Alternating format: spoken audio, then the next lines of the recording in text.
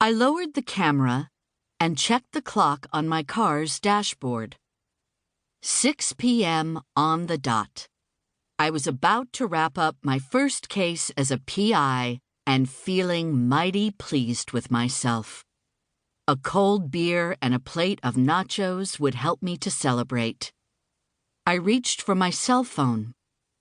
Jada Price, my new partner in solving crime at Storm Investigations, picked up on the first ring. "So, what you got, Agent 007?" she asked. "Just solved that insurance fraud case. I'm ready to kick up my heels." "I told you that you were a natural at getting the dirt on people." Jada's voice lost its lightness. "I need you to come to the office, though. A new case has come in. I'm working on that divorce stakeout, so it's up to you. But I'm not sure you'll want to take this one." "Oh?" I asked. "I thought you said our bank account says we can't be choosy." "This job will be thankless. Storm Investigations might look stupid just for taking it on. I'll fill you in as soon as you get here." "On my way," I said.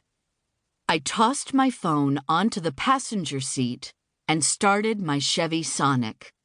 I'd leased it for a year as a business expense.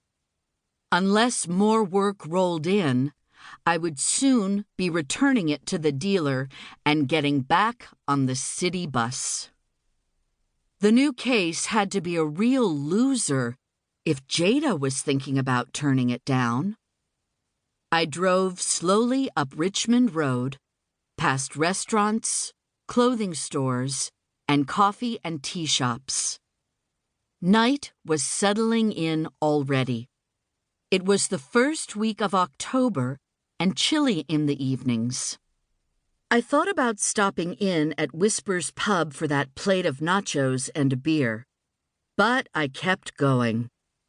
Past a string of condos, across Parkdale Avenue, and into our neighborhood, Hintonburg. Jada wouldn't be too pleased if I kept her waiting. For once, I found a parking spot in the same block as our office on Wellington Street. Most stores were closed for the night, and it was early for the dinner crowd. We'd rented 2 tiny rooms on the second floor of a commercial building. A thrift shop and a takeout pizza place were down below. Gino Roma waved at me as I walked by on my way to the stairs. He was tossing pizza dough in front of the wood-burning oven. He kept trying to set me up with his son Nick. So far, I'd resisted.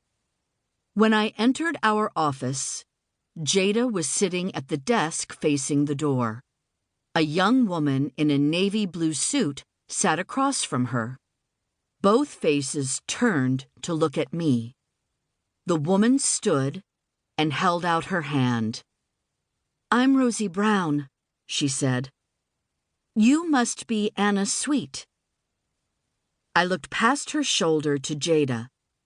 I was trying to get a read on whether Rosie Brown was the case we didn't want to take.